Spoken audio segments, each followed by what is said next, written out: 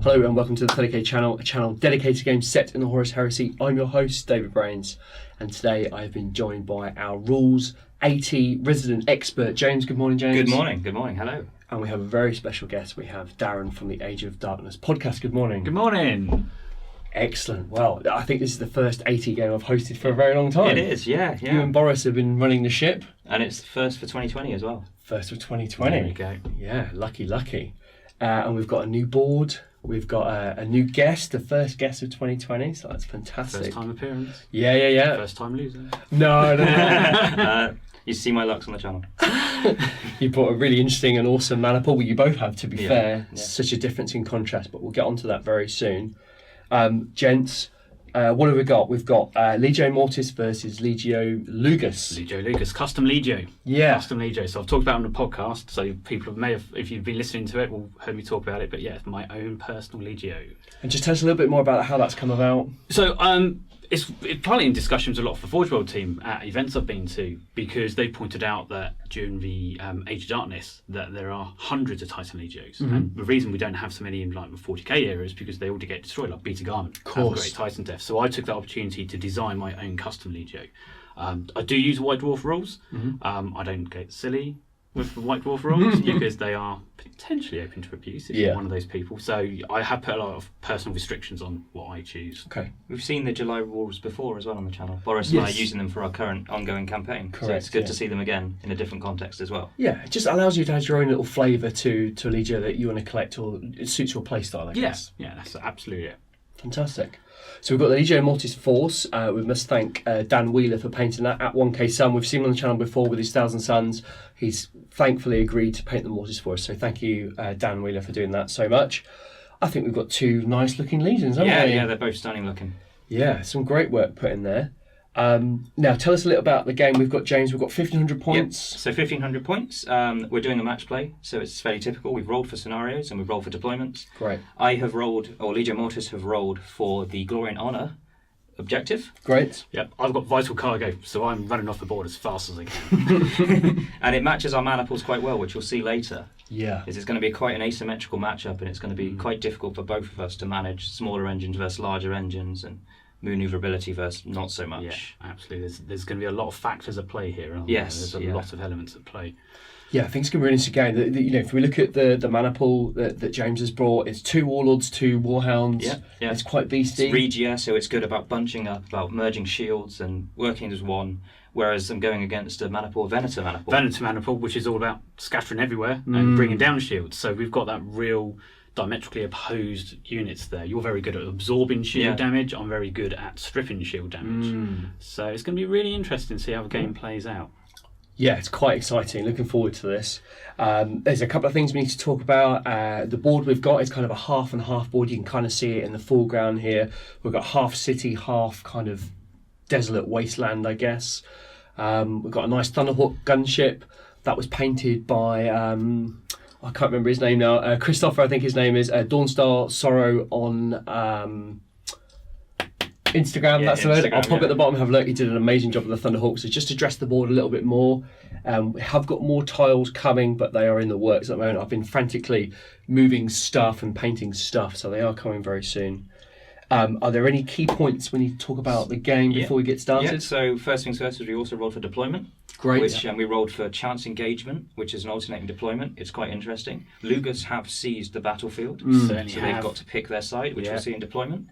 And we've also gone with stratagems as well. So Mortis have taken the March of the Dead specific stratagem, which allows them to move before the game begins, essentially, which is quite a powerful stratagem, quite aggressive. Suits Mortis, but it is all of the stratagem points gone. That's everything gone there, isn't it? Yeah, 3-point stratagem. Whereas I've spread my net a little bit wider, haven't I? So I've gone for Bloodthirst, because with Warhounds you're generally always going to get close to the enemy, so I'm taking advantage of that Bloodthirst.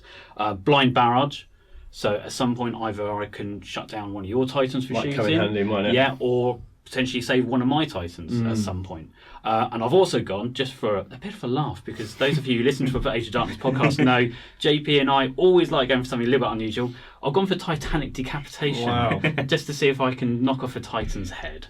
Sounds cool. Yeah, it's going to be a very thematic and very fun game, actually. Yeah. Quite excited for it. Excellent stuff. Well, these guys are revved up and ready to go. We're going to look deeply into those lists, work out exactly what we've taken. We'll do a quick whiz around the board so you know where we've deployed, and then we'll see you at the beginning of turn 1.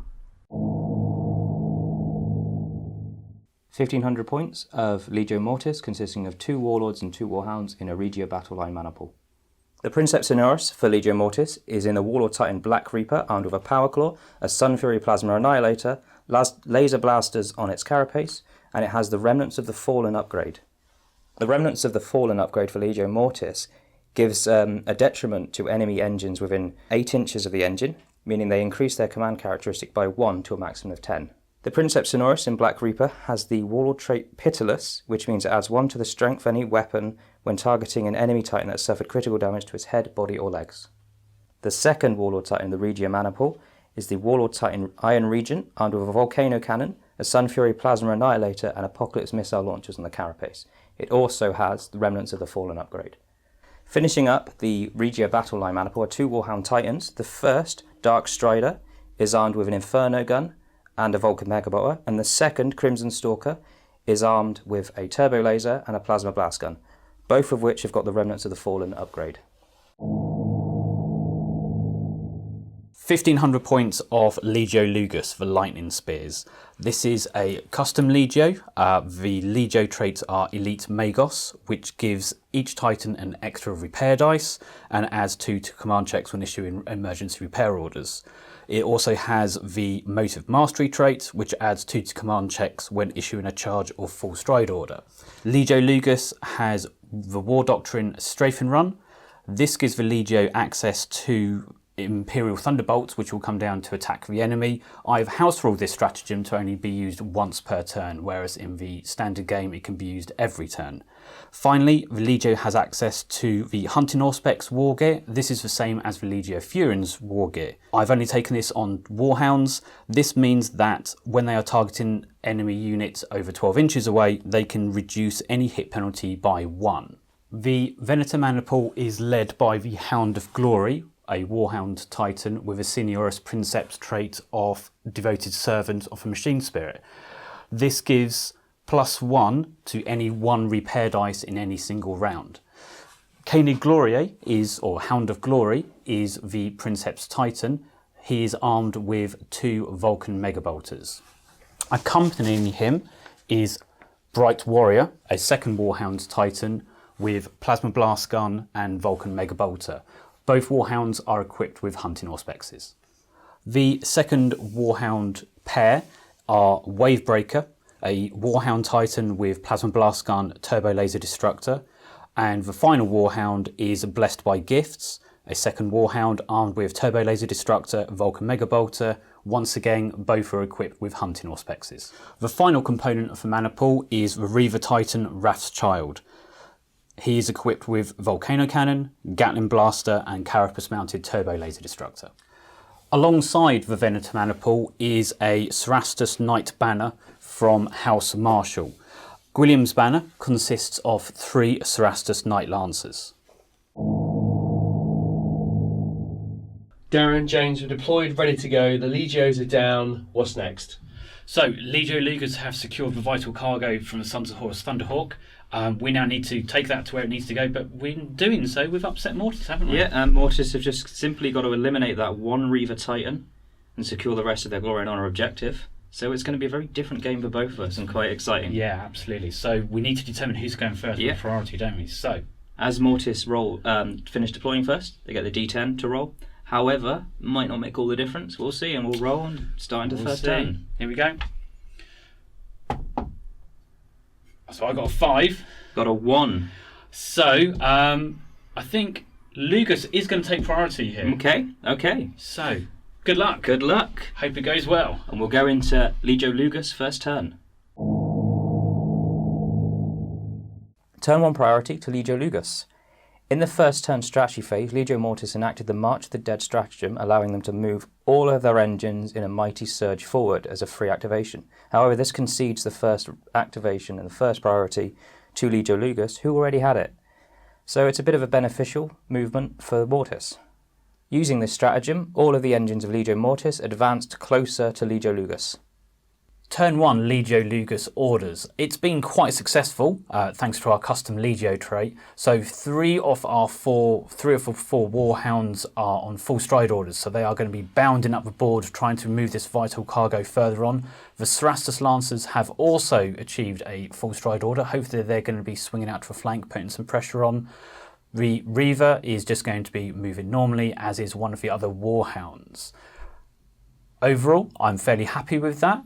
We're moving in the right direction, but so far no firepower has taken place. We'll see what happens after that. Turn 1 strategy phase, orders phase for Legio Mortis. The 2 Warhounds under a squadron enacted the full stride order, allowing them to close closer into the city and hopefully bunching together later on for the full benefit of the Regia Maniple. However, the 2 Warlords, owing to one of the Princeps' poor attitude towards combat, failed their orders check, so that is all the orders for Mortis, but that does allow some flexibility towards the later turns of the game. Turn 1, Legio Lugus movement. First activation, the Cerastus Lancers has swung out to a flank, putting a bit of pressure onto that Warhound and hopefully making the Warlords think a little bit more about what they need to do. Hopefully that's also saved them a Volcano Cannon to the locations as well, which means they may survive more than one turn. Turn 1, movement, Legio Lugus priority, Mortis activation, the 2 Warhounds forming up in front of the Regio in order to screen them from potential fire and put pressure on the centre of Legio Lugus' battle line. Legio Lugus priority, the second activation. The Warhound Bright Warrior has bounded through some buildings, starting to put a pressure onto the opposing Mortis Warhounds. Hopefully we're going to start seeing some action. This is just the first tentative steps. Next activation to Legio Mortis in the movement phase, the Warlord Titan Iron Regent rotates slightly, bringing its carapace weapons to bear on the opposing Titans. Legio Lugus, third activation. So Wavebreaker, one of the Warhounds, has leapt over a Thunderhawk and starting to move to the edges of the Mortis Titans. However, I think carapace missile launchers are still in arc, so could be a world of pain soon. Final activation for Legio Mortis, the Warlord Titan Black Reaper has advanced slightly towards the enemy Legio's battle line, though keen not to obscure the weapons and line of sight of its other Warlord brethren. End of movement activations for Legio Lugus. Canis Gloriae, the Princeps Titan, pushed his reactor for speed, gaining a point of heat, and is moving up, flanking through the buildings, stalking the enemy. In the centre, Blessed by Gifts has moved up alongside Wavebreaker, putting pressure on the centre, making Mortis thinking about what's happening on the flanks. On the far side, Wrathchild, the Reaver, has moved out to the edges, trying to avoid those fire arcs. He needs to stay alive or else Mortis will claim glory and honour. Legio Lugus repair phase. Not much has happened because it's only the first turn of the game. The only thing that needed to take place was Legio Lucas's Princeps needed to cool his reactor. Being a devoted servant of the Machine Spirit with his Warlord trait and Legio Lucas's Elite Magos custom trait, he managed to do that fairly easily. The reactor's nice and cool, which is always good for a Warhound. Legio Lugus first combat activation. Band of Gwilliam, the Cerastus Lancers, activated their full stride order and really pushed up now on the flank of Legio Mortis. That Warhound is looking a little bit vulnerable. The Lancers are looking a bit keen for next turn. Combat activation for Legio Mortis. The Warlord Titan Iron Regent opens up with its Carapace Apocalypse missile launchers on the enemy Reaver Titan, forcing it to push its reactor, taking a point of heat, and only costing it a single shield save. However, its other weapon, the Sun Fury, was not in range and did not fire, and it elected not to waste plasma reactor heat on its Volcano Cannon in its activation. Legio Lugus, second combat activation. Wrathchild, in revenge, has opened up onto the Warhound on the Lugus left flank. Firing its Turbo Laser Destructor, it stripped off a shield. Following up with a Volcano Cannon that increased the reactor by 1, stripped off a further shield from that Warhound. It's looking a little bit vulnerable. The target is sighted. Final activation for Legio Mortis in the combat phase. The 2 Warhounds in the squadron, acting under full stride, advanced even closer to the city, though steering clear of the ranging units on the enemy flanks. Legio Lucas's Warhound Titan Wavebreaker unleashed its Turbo Laser Destructor against the Warhound directly opposite it, forcing it to push its reactor and awakening the Machine Spirit. But the predatory instinct of the Mortis Warhound unleashed its Vulcan Mega Bolter against Blessed by Gifts, the Legio Lugus Warhound, stripping 2 shields from it. In retaliation, Blessed by Gifts unleashes its Plasma Blast Gun, but because of the chaotic nature of Vulcan Mega Bolter firing, it put off targeting Auspex and scattered the shots too far. End of the combat phase and Legio Lucas's activations. Blessed by Gifts has outflanked using its full stride order. Is now really putting pressure onto that lead Mortis Warhound. Supporting his brother is Bright Warrior, moving up once again using his full stride order and really putting pressure. Those Warhounds for Legio Mortis are looking a bit of threat. Finally, the Princeps Titan, Koenig Gloriae, has pushed up onto the far flank of those Warlords. Maybe I'm going to swing around behind them because Warhounds behind a Warlord can be quite dangerous. Legio Lugus, summary at the end of the combat phase. I think I'm in a quite happy position. We have strong flanking forces and the pressure, the centre has put a lot of pressure onto Legio Mortis. As there were no more activations for Legio Mortis, we'll move straight into the end phase. No reactors are leaking, there's nothing dangerous happening. So just going to give a roundup of the turn so far. Mortis in the centre, looking particularly threatened by flanking movement, Warhounds and Cerastus Knights on either side, but pushing up a very strong centre. Very much focusing on the engines in the centre, though potentially at the risk of the flanks as well, so Mortis will need to adjust next turn.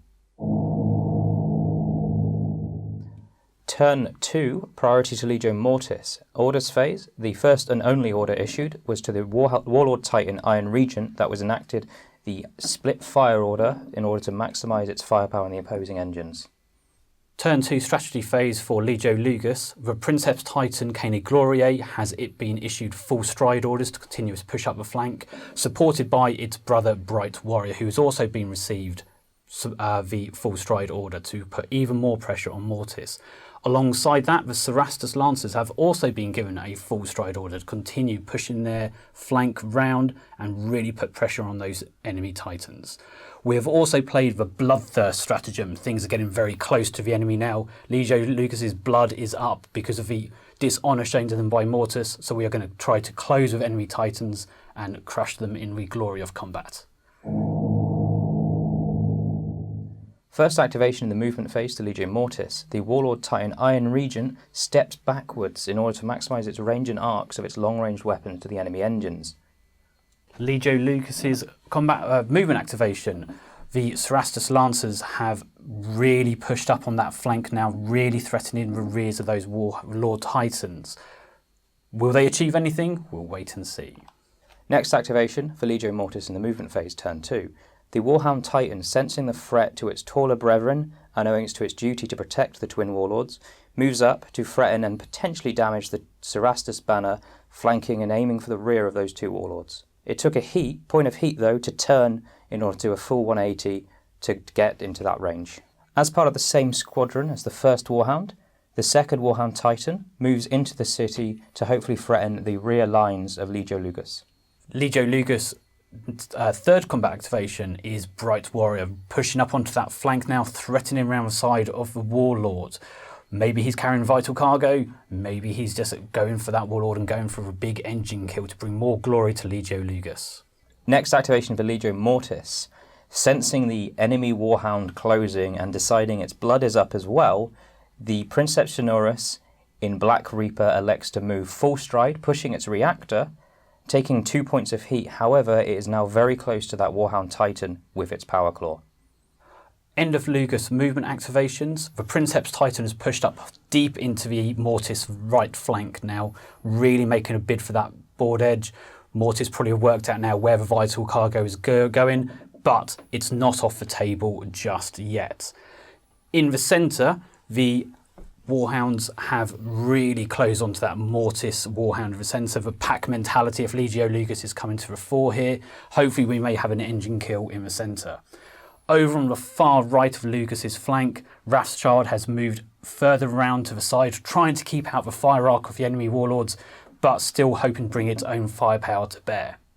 Turn 2 Legio Mortis priority, damage control phase. Fairly unsuccessful for Mortis, as the two Warhounds didn't manage to vent or restore shields. However, the Warlord Titan of the Princeps Sonorus in Black Reaper managed to restore its plasma reactor to full after a fairly successful repair roll. Turn 2 Legio Mortis priority, damage control phase. Fairly unsuccessful for Mortis, as the 2 Warhounds didn't manage to vent or restore shields. However, the Warlord Titan of the Princeps Sonorus in Black Reaper managed to restore its plasma reactor to full after a fairly successful repair roll. Turn 2 Legio Lugus repair phase, fairly positive. The Princeps has restored his reactor, so he's nice and in the green, ready for a push on his movement. In the centre, Blessed by Gifts has managed to restore a Void Shield and restore its reactor back up to full green. And over in the corner, the Reaver has fully brought up all of its Void Shields and managed to purge some of the plasma leak. Things are looking positive, but I think this is the turn where things are going to start coming undone.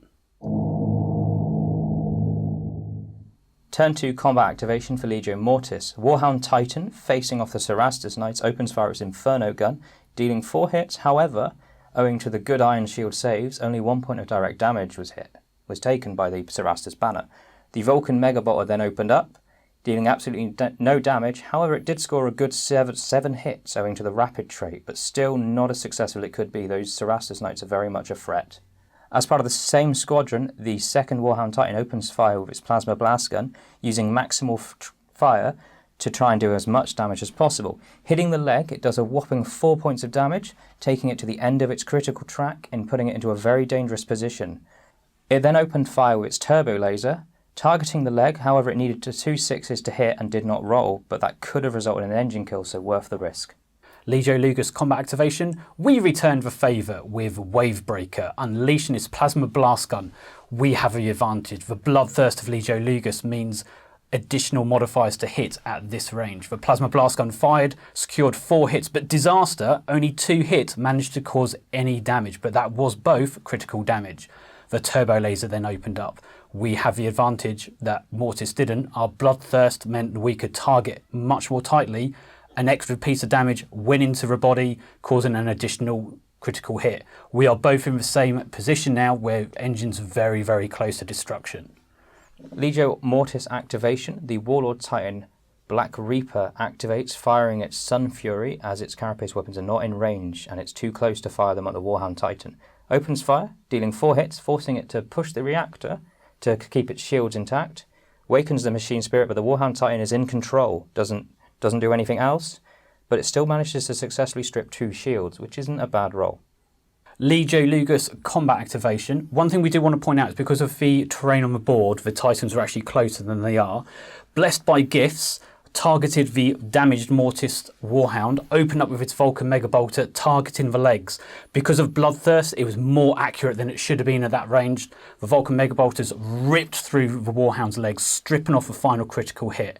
The concussive impacts knocked the Warhound back, forcing it to stagger, and it was a laid low, falling into the enemy bunker. First engine kill to Legio Lugus. Final activation for Legio Mortis in the combat phase. The Warlord Titan Iron Regent opens fire in revenge at the death of its brethren, unloading its Apocalypse missile launchers. Though obscured and at extreme long range, it manages to strip no shields and only deals 2 hits. Not very successful. None of the other weapons in range or line of sight. Legio Lugus combat activations. The Cerastus banner from Lance Gwilliam has moved up and really threatening those warlords now. We've got 2 potential charges in the next turn that could be made, either into the back of a Princeps warlord or into a flank of a second warlord. Bright Warrior has also moved up to support his brother, really threatening that warlord. There's going to be some tough decisions for Mortis in the next turn. And the Princeps Titan looked like he was going to make a good run for the board edge, but the Machine Spirit decided to be a bit awkward, as Warhound Machine Spirits often are. However, it did move forward 3 inches after losing control. So the Warhound has a right idea. He should just follow some orders. Wrath's Child unleashed its weaponry into the Legio Mortis Warhound that had been threatening the Cerastus Lancers. Opened up with its Gatling Blaster, it tried to strip off some shields and didn't really achieve much. Didn't do anything at all. But by attacking the Void Shields, the Mortis Warhound really had to push its reactor and 2 points of heat were incurred. The Turbo Laser fired, once again securing 2 hits, but the shields held firm.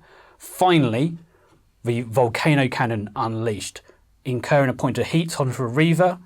It missed, but a small scatter meant that 2 hits on the Void Shields were still achieved, but the shields are really strong on that Warhound and it held firm. So the end result is healthy Void Shields on that Warhound, but a hot looking reactor. Turn 2, end phase. Fairly dangerous and difficult turn for Mortis. The amount of smaller engines are really starting to threaten the larger ones with the low manoeuvrability of the Warlords coming to the fore right now. The loss of that one Warhound is potentially going to be game-changing, although there is one left, though looking very, very red right now. So the Mortis have got to adjust to try and suit while making sure they can still secure their own objectives. Very much on the back foot at the moment. Turn 3 strategy phase, priority to Legio Mortis. In order to take advantage of the inflexible situation that Mortis find themselves in, the two Warlords have not taken any orders, so the only order taken was the Warhound Titan, which has done the emergency repairs to keep its reactor out of the orange so it doesn't take any damage in the damage control phase. It was successful, reducing its reactor by just 1 pointer, but that was enough. Legio Lugus command phase for turn 3.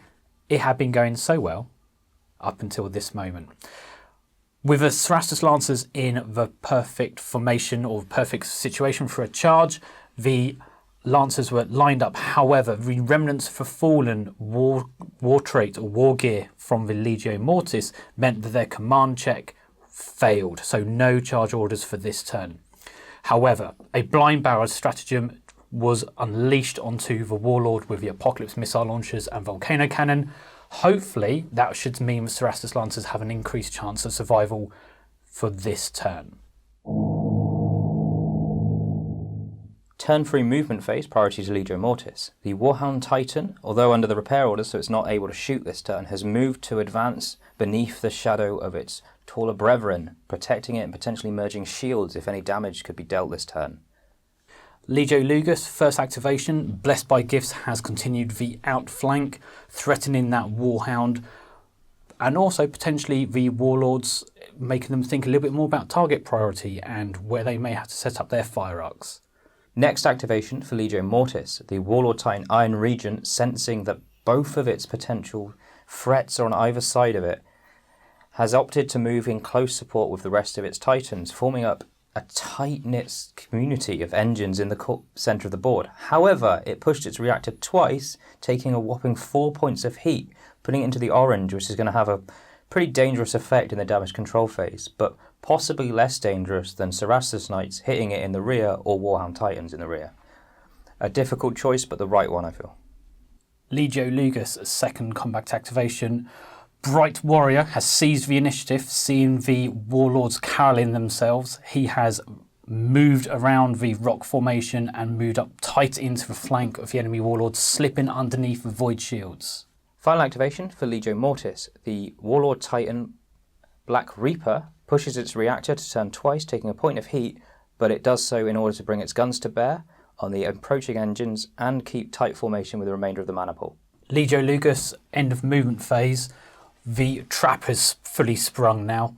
Legio Lugus's household support banner has really engaged in with the enemy Titans, giving me a few options of which engines do I want to attack in my combat phase. Wrath's Child, the Reaver Titan, has moved up, being a little bit careful, avoiding those fire arcs, but not completely, so he could be taking some incoming damage. And the Princeps Titan has moved right up to the board edge, securing that cargo. He should be quite safe for the end of this turn. Fingers crossed. Turn 3 damage control phase. In the damage control phase, the Warlord Titan Iron Regent, suffering a reactor leak, takes a single point of damage to its body, a direct hit, which is unfortunate, but then it rolls fairly successfully, venting all the plasma and bringing it back to the green. So, possibly the best result possible. Meanwhile, the Warhound Titan has managed to also take damage from a reactor leak, but this wasn't as bad as its Void Shields collapsed, but owing to the Regia mana pool, it can share its shields with its larger brethren. It then vented a single point of plasma. Repair phase for Legio Lugus, really successful, some good repair rolls thanks to the Elite Magos trait that the custom Legio has restored all reactors back into the green and everyone is full Void Shield. We are quite healthy for this turn ahead. Turn 3 combat phase. Activation to Legio Mortis. The Warlord Titan Iron Regent, which is threatened very closely by both the Warhound Titan and the Cerastus banner, is only able to engage them with its Ardex Defensor cannons, which takes 2 hits to the Cerastus banners but does no damage. Due to the good use of the Blind Barrage stratagem, it's not able to fire its Sun Fury Plasma Cannon Annihilator, and its Volcano Cannon is too close range to engage. Legio Lugus first combat activation. Lance Gwilliam of House Marshall struck first, attacking the Warhound Titan. Unleashing their shock gauntlets, they did a risky target to the head. Luckily, it paid off. Energy Blast rang out, stripping all the structure from the Warhound. As it reeled back, the Lancers struck in, once again targeting the head. Despite some superficial hits, there was enough damage to rip the head off the Warhound, destroying it with an engine kill. This also achieves the Titanic decapitation stratagem, as we have destroyed a Titan by removing its head. The engine kill result was a magazine detonation. Flailing around with its Flamestorm cannon, the Warhound goused down the 2 Warlords with superheated flame. However, only a single shield was removed from Princeps Titan. Banner Gwilliam was hit a little bit more hard. However, the flames licked across the iron shield, one path of flame got through and caused a devastating hit to one of the Lancers. They're still there, however. Final activation in the combat phase for Legio Mortis. The Warlord Titan Black Reaper of the Princeps Sonorus opens fire on the Warhound Titan stalking beneath the building. Its carapace-mounted blasters, using the Shield Bane trait to hopefully destroy its shields, gives it a point of heat and does not strip any shields owing to a rather good roll by the enemy Legio. It then opens fire with its Plasma Annihilator, dealing a single point of shield damage. Legio Lugus activation. The trap is sprung. Canis Gloriae, the Princeps Titan, targets Iron Regent with its Vulcan Megabolters. After unleashing both weapons against the Warlords, the Regia Maniple merges its shield to try and sustain against the firepower, and a total of 5 shields are stripped across the 2 Titans. This is the beginning of the end for Mortis. Legio Lugus Warhound, blessed by gifts, targeted Iron Regent once more with a Vulcan Megabolter, hoping the enemy Warlord is going to keep pushing his reactor, pushing him into that orange or maybe into the red. The Vulcan Megabolter unleashed a torrent of shells, which have stripped the shields from the Titan. As we are a Venator Maniple, the Reaver Titan has now identified the collapse of the Void Shields and is targeting the Titan. As Iron Regent's shields collapse, Wrath's Child, the Legio Lugus Reaver, senses the weakness of the enemy. However, he is still picking up active Void Shields from the second Warlord. Knowing Regia can merge shields, the Gatling Blaster cycles up, unleashing a torrent of shells and strips all the remaining shields from both the enemy Warlords. The end is certainly getting closer now. With all the collapsing Void Shields sending electromagnetic flare across the battlefield showing off targeting Auspexes, Blessed Gift's Turbo Laser Shot goes wide and misses Iron Regent. There are still some combat activations to come, however. Legio Lugus combat activation. Wavebreaker, the Warhound Titan, targeted Iron Regent. Despite the Blind Barrage, the hunting Auspexes enable the weapons to target. Unleashing its Plasma Blast Gun on maximal fire, one hit devastates the head, causing 3 points of damage. However, the Blind Barrage throws off the targeting Auspex. A Plasma Blast Gun shot goes wide and strikes Lance Gwilliam. Despite all the hard work they've done for Legio Lugus so far in this battle, 2 of the Cerastus Lancers are obliterated by the seething plasma.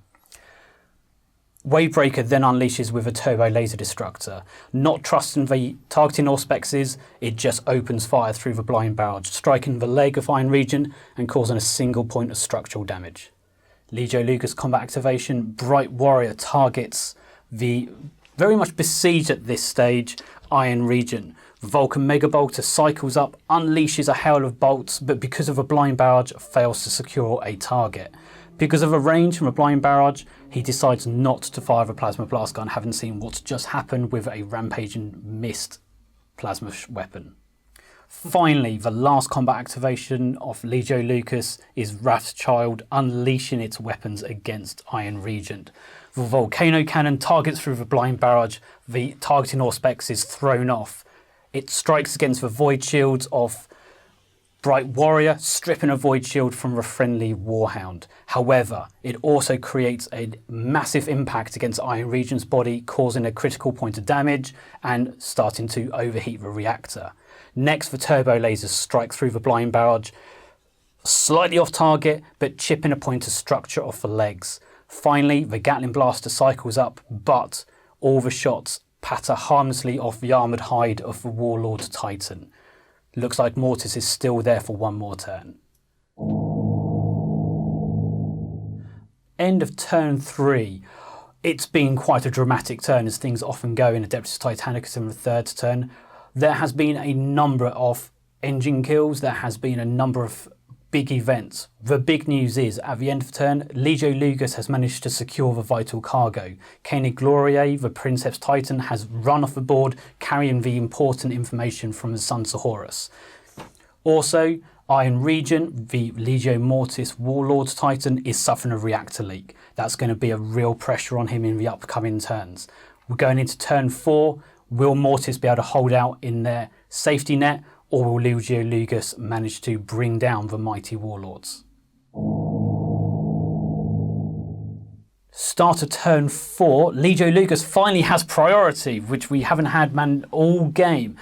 Rolling for orders, the Cerastus Banner tried to achieve a charge order. However, being this close to 2 Mortis engines with remnants of the Fallen close to him means he's a little bit nervous at this point in time, so he failed his charge order. No orders at all now for Legio Lugus. Turn 4, strategy phase, orders to Legio Mortis. Owing to the predicament, Mortis find themselves being surrounded by a lot of smaller engines and with their shields down and having to react a lot. No orders have been declared for the 2 remaining warlords of the Legio. Legio Lugus, first movement activation of turn 4. Blessed by Gifts is moving up, putting pressure onto Mortis, making them think about turning those engines. Which direction are they going to go in? Making them forced to make tough choices. First activation for Legio Mortis in the movement phase. The Warlord Titan Iron Regent pushes its reactor to turn to face the approaching Reaver and Warhound Titans in front. However, this left it with a Warhound Titan in its rear, but at this point, owing to good positioning by the smaller engines, there aren't really any good choices to be made, as Mortis' hands have been very much forced. Legio Lugus, second combat activation. House Marshal's final banner of Lance Gwilliam has used his keen tactical insight and flanked round the Warlord Titan Iron Regent. He's looking for that engine kill. He wants to bring glory to his Knight House. Tough choices mean bold choices for Legio Mortis, as the Warlord Titan of the Princeps Sonorus, Black Reaper, pushes its reactor, taking 2 points of heat, but approaches the enemy engines with its Power Fist ready. Hopefully, this can result in some success for Mortis. End of Legio Lugus movement. Using the manoeuvrability of a Reaver chassis, Rothschild has moved out of the fire arc of the 2 Warlord Titans, keeping him more safe, but not completely safe. But he's also setting up some good fire arcs onto the Signoris Princeps of Legio Mortis. Bright Warrior has got a strong position directly behind Iron Regent. He's lining up those shots into that rear of the body, hoping to make something off it. And the final Warhound of Legio Lugus has been immobilised now for quite some time. He's just observing the battle because he's quite happy sitting out of the way of this massive engine fight. Turn 4 Legio Lugus repair phase. An okay phase. The Reaver Titan has vented all of his plasma and brought his void shields back online. But most critical is Wavebreaker has repaired his one of his critical damages to his legs, so he is now mobile again, and he is heading round to the rear of those Mortis engines. Once again, it's now another mobile engine, which is adding another level of threat. Damage control phase for Legio Mortis. The Princeps Sonorus in Black Reaper takes a Strength 9 hit to the body owing to a reactor leak, dealing 2 points of damage and a devastating hit to its body. It then manages to vent its plasma back to the green, however, which has allayed some of the risk to its reactor. The second Warlord Titan, Iron Regent, manages to restore a point of heat to its reactor. Turn 4, Legio Lugus first combat activation. The Knight Lancer of House Marshal has gone into the Warlord with great enthusiasm. The shot gauntlet targeted the weakened body, stripping off another couple of points of structure, bringing that Warlord close to destruction. He then leapt in with his lance, but somehow he must have tripped over a rock as he was charging in because he missed completely. It's now down to the other engines to bring that Warlord down. First combat activation for Legio Mortis. The Warlord Titan Iron Regent on its last legs opens fire with its Carapace Apocalypse missile launchers onto the approaching Warhound Titan nearest its Princeps Sonorus. Hitting with quite a few, however, owing to the Warhound Titan pushing its reactive shield and taking a point of heat, it only manages to strip a single shield. It then opens fire with its Sun Fury Plasma Annihilator, dealing another point of shield. Finally, the Audex Defensor Cannon, hitting the Warhound Titan in the rear, strips a single shield from the Warhound Titan. Legio Lucas's next combat activation, Bright Warrior, unleashes his Vulcan Mega Bolter into the back of Iron Regent. However, it only manages to strip a single point of structure from the back of the Titan. Weaken it further, however, it's now structurally compromised at the end of its track. Fires its Plasma Blast Gun, it scatters despite the close range. Clearly the targeting auspex is slightly off. However, there must have been a malfunction on the weapon because it explodes, damaging its own leg. A single hit goes against Iron Regent but causes no structural damage. Final activation for Legio Mortis. The Warlord Titan of the Princeps Sonorus in Black Reaper opened fire with its Sun Fury Plasma Annihilator, stripping the shields of the Warhound Titan. It had also activated its Audax Defensor Cannons, which had done no shield damage to the Warhound Titan. Legio Lucas combat activation. Wavebreaker has been biding his time. Although he's been immobilised, he's been tracking the battle, looking for a perfect opening. Seeing Iron Regent now in the open, he's unleashed with his Plasma Blast Gun. One shot overheats and overfires, hitting his friendly companion, Bright Warrior, stripping off the final shield. However, the second shot strikes into the body of the Warlord Titan, causing immense damage and forcing the engine to go into its engine kill. The resulting engine kill ended in a wildfire. Iron Regent staggers to its right-hand side, targeting the Legio Mortis Signoris Princeps Titan. The Plasma Blast Gun lets rip, tearing into the rear leg plates of the Titan. The Volcano Cannon unleashes, scattering slightly off target but also striking the front leg plates as the shot scatters past. Finally, the Apocalypse missile launchers unleash into the Warhound Titan that brought it down, but only resulting in stripping off its shields. As the proud Warlord collapses, he falls into his Signoris Princeps Titan, damaging the legs, smashing them apart, and bringing the final Mortis engine to the end of its leg critical damage. This engine is so close to falling down. Legio Lucas's final combat action. Seeing the devastation around him, Wrathchild focuses on the enemy Princeps. Cycling up the Gatling blaster, he sees the damage that has been done to the enemy Warlord's legs and targets the legs, unleashing a ripple of fire that smashes apart the armour plating, driving into the pistons and brings the engine down. The resulting engine kill causes a magazine detonation. The Plasma Annihilator explodes, hitting nearly all the targets within range. All the Legio Lucas Titans take damage. Wrathchild, Reaver, has a Void Shield collapse. The closest Warhound takes damage to its legs, hurting it once more, but it is still mobile. The Cerastus Lancer, its iron shields failing against the damage of the plasma, suffers a direct hit, buckling the armour, but he's still there. Finally, Wavebreaker, the Warhound Titan, also takes damage to its legs, compromising or almost compromising its structure. Legio Mortis has been swept from the field. Their hubris for challenging Legio Lucas over a vital cargo has been put to bed. Honour lies with Legio Lucas. We'll be back in a little while to total up the victory points. Legio Mortis took on Legio Lucas, and what a hell of a game it was. We had these big titans from Mortis, the little ones running around on their feet. Yeah. And you did it, didn't you? We did, yeah. It shows manoeuvrability. Yeah. You don't need the big guns. Manoeuvrability can do it. But there's a few tense moments, wasn't there? Yeah, There's absolutely. a few moments in there that Absolutely. could have swung either way, really. It was crazy. We're going to talk a little bit on the game in a second. We're going to do the victory points. It's obvious that Lugas have won by what margin.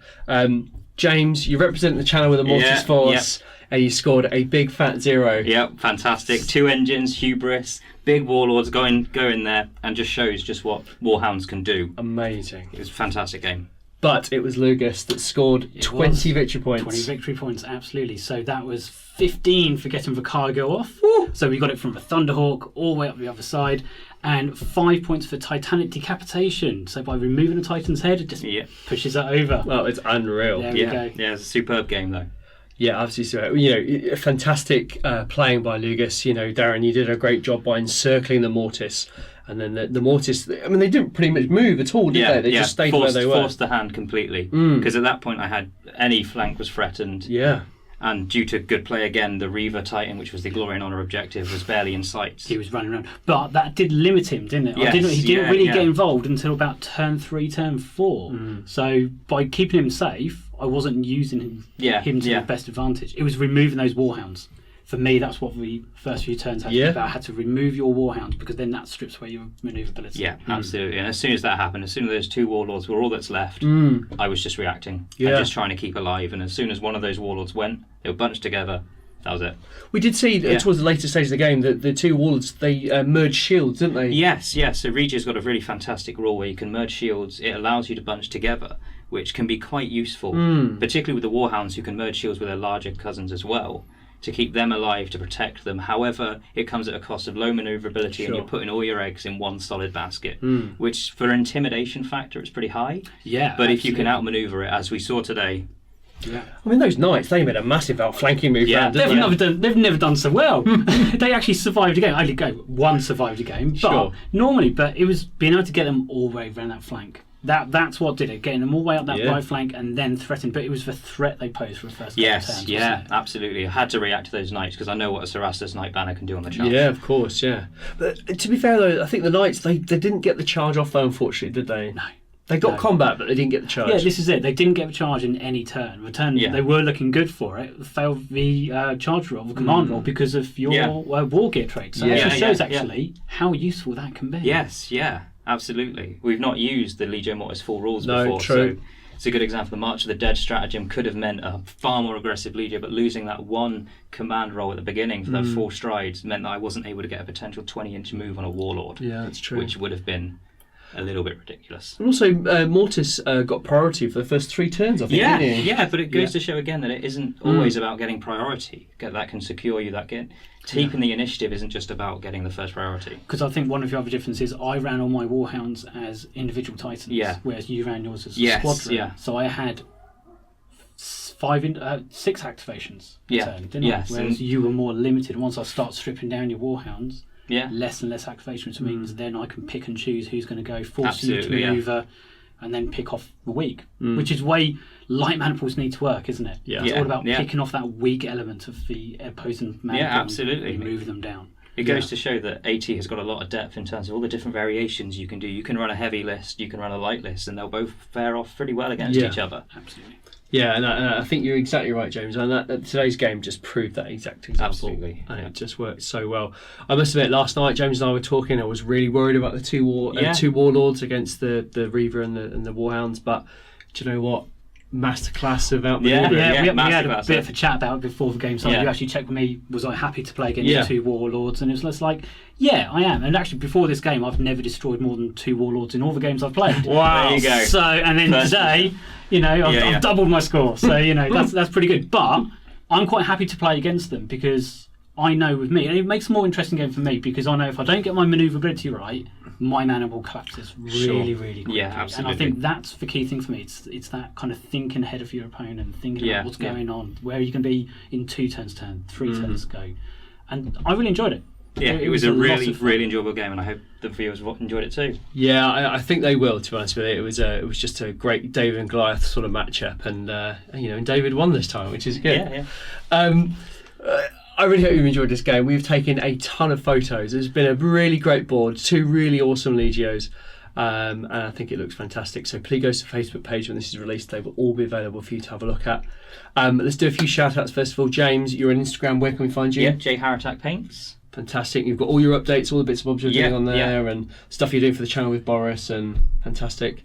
And Darren, let's talk about you. You're involved in some extracurricular activities. Yeah. So it's not only just on this channel now. I'm on one of the co-hosts on the Age of Darkness podcast. Brilliant. With JP, Miles, and Mark. We've been doing quite a lot of Titanica stuff recently. We've just finished a whole series on the Doom and Moloch.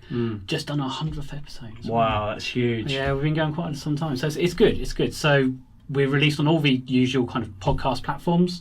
Yep. So we're all out there, iTunes, etc. So give us a shout. Age of Darkness, just search for that. Is there a Facebook page people can There is a Facebook group as well. So once again, just do a search for Age of Darkness. Have a look, get involved, have a listen. Great. We're not particularly family friendly. Don't listen to all the kids. Blame JP. But yeah, so we talk about lots. It's not just Titanica, it's not just 30k. We also talk a lot about the background, the lore, the books as well. So give it a listen. Good stuff. Good.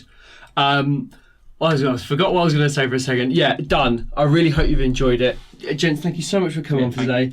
Darren is really close to the channel. This is fantastic news. So we might tempt him back for a few more games, maybe. I hope so. I'm hoping to come back. Bring it out. I think Mortis may want some revenge. Yes. Yes. Both as a Legio and a person. We'll give it a whirl. Thank you so much for watching, and we'll see you in the next game.